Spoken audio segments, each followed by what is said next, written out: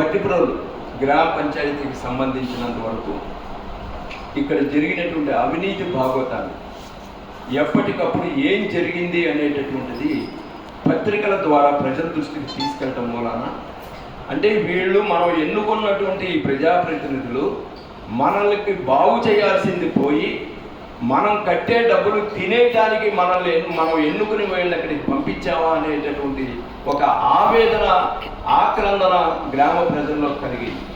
అది ఎలా కలిగింది అంటే తెలుగుదేశం పార్టీ తరఫున జరిగినటువంటి అవినీతిని వెలికి తీసి సాక్ష్యాలు ఆధారాలతో వాళ్ళు చేసిన అవినీతి ఎంత అనేటటువంటిది 5 సంవత్సరాల్లో 7.5 కోట్ల రూపాయల పంచాయతీకి ఆదాయం వస్తే దాంట్లో 2.5 కోట్లు శుభ్రంగా మెతుకు మిగలకుండా కంచంలో నాకి పారేసినట్టు నాకేస్తారు. 2.5 కోట్లు సుమారుగా.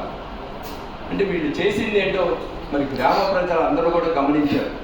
5 సంవత్సరాల్లో వీళ్ళు వేసిన రోడ్లు 6 రోడ్లు బట్టిప్రోలు గ్రామ పంచాయతీ తరఫున ఎన్నో ఊహించుకుని జనం ఓట్లు వేసింది, ప్రేమతో వేసింది 50% అయితే బెదిరింపులు, భయపెట్టడాలతో వేసిన ఓట్లు 50% ఆ రోజు పంచాయతీలో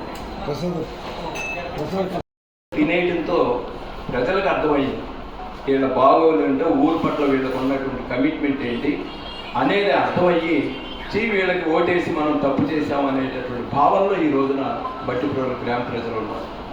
వీళ్ళందరికీ అసంతృప్తి అదే. ఈ రోజున గ్రామ పంచాయతీలో ఒక బల్బు పోతే వెళ్ళి చెబితే వినే నాదుడు లేడు, పట్టించుకుని చేసే నాదుడు లేడు.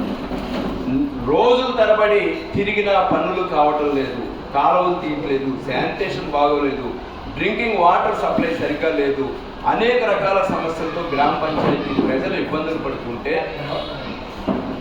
పట్టించుకున్నటువంటి నాదులు లేకపోవడం, సజావుగా పరిపాలన సాగకపోవడం మూలాన బట్టిప్రోలు గ్రామ ప్రజలు విసుగు చెంది ఈ రకమైనటువంటి తీర్పు ఇవ్వడానికి సిద్ధపడ్డారు. మరి అదేవిధంగా ఇంకొకటి కూడా మనం గమనిస్తే ఉపాధి హామీ నిధుల్లో 60 లక్షల రూపాయలు పనులు చేయకుండా తినేశారు. దానికి కూడా సాక్ష్యాలు, ఆధారాలతో సహా తీసుకొచ్చి పెట్టారు. అన్ని అధికారులకి దానికి సంబంధించిన డిపార్ట్మెంట్ వాళ్ళకి కావచ్చు, కలెక్టర్ కావచ్చు, పోలీస్ అధికారులు, విజిలెన్స్ వాళ్ళకు కూడా వెళ్ళి అంతా కూడా బైండ్ చేయించి ఆధారాలతో సహా ఇస్తే ఇక్కడ ఉన్నటువంటి ఎవరైతే పంచుకొని తిన్నారో వీళ్ళందరూ నాగార్జున దగ్గరికి పోయి ఈ పరిస్థితి ఉంది, ఇప్పుడు ఇది ఏదైనా బయటకు వస్తే ఎన్నికల ముందు ఇబ్బంది పడతావని చెప్పుకొని నాగార్జున చేత సంబంధిత అధికారులకు చెప్పించుకొని దాన్ని మూట కట్టి అడకెక్కించి పక్కన పడేశారు. మరి 60 లక్షల రూపాయలు ఆ రకంగా తినేస్తే కోట్ల రూపాయలు ఈ రకంగా తినేసి పంచాయతీ డబ్బుల్ని ప్రతిపక్షంలో ఉన్నటువంటి ఆ రోజు మేము చూస్తూ ఊరుకోవాలా? ఈ రోజున మేము అధికారంలోకి వచ్చాము, మేము ఏదైతే ఆ రోజున ప్రెస్ మీట్ల ద్వారా ప్రజలకి తెలియజేశామో ఈ రోజున అదే మాటలకు కట్టుబడి ఉన్నాం.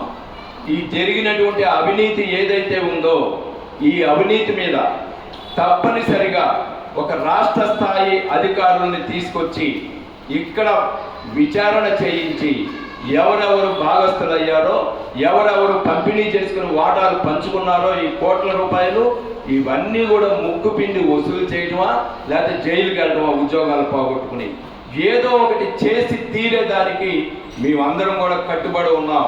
ప్రజలకి జవాబుదారీతనంగా ఇన్ని సంవత్సరాలు ఎలా పనిచేసామో రేపు 5 సంవత్సరాలు కూడా అదే జవాబుదారీతనంతో ప్రజల పట్ల ఒక కమిట్మెంట్తో పనిచేసి తప్పు చేసినటువంటి వాళ్ళని బయటకు తీసుకొచ్చి వాళ్ళని శిక్షించే విధంగా చెయ్యాలి అనేటటువంటి ఒక సంకల్పం కూడా ఈ రోజున ఈ తెలుగుదేశం పార్టీలో కూటమి సభ్యులుగా ఉన్నటువంటి మా అందరి అభిప్రాయం కూడా ఈ అవినీతిని వెలికి తీయాలనేది మా భావన. తప్పనిసరిగా దీని మీద కూడా స్పందిస్తాం.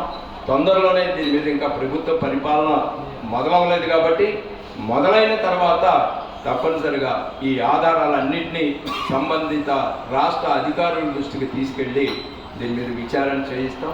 పట్టు వదలని విక్రమార్కుల్లాగా ఈ తప్పుని నిగ్గు తేల్చే వరకు నిద్రపోవనేటటువంటి విషయాన్ని కూడా ఈ సందర్భంగా తెలియజేస్తూ